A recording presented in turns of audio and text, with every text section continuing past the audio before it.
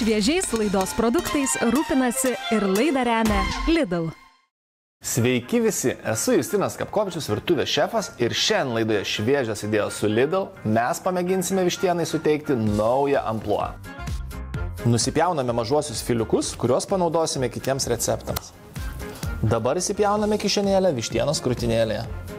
Į vištienos krūtinėlės kišenėlę dedame šiek tiek špinatų. Dabar atėjo laikas ir spanguolių uogienei. Paskutinis komponentas šiame patiekale – tai sūris, be kurio aš negaliu gyventi. Susipjaustume brie sūrį juostelėmis. Susipjaustume taip, kad ir jums liktų gabalėlis. Kišame į vištienos kišenėlę. Nuskaniname druską ir pipirais.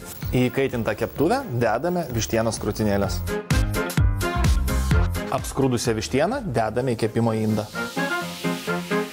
Vištieną dedame į orkaitę ir kepame 20 minučių 180 laipsnių temperatūroje. Mūsų vištieną iškepė, belieka ją susipjaustyti.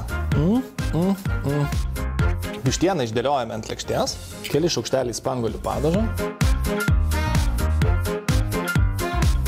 Šiandien tiek, na o rytoj pasimatysime Šviežios idėjos su Lidl per TV3.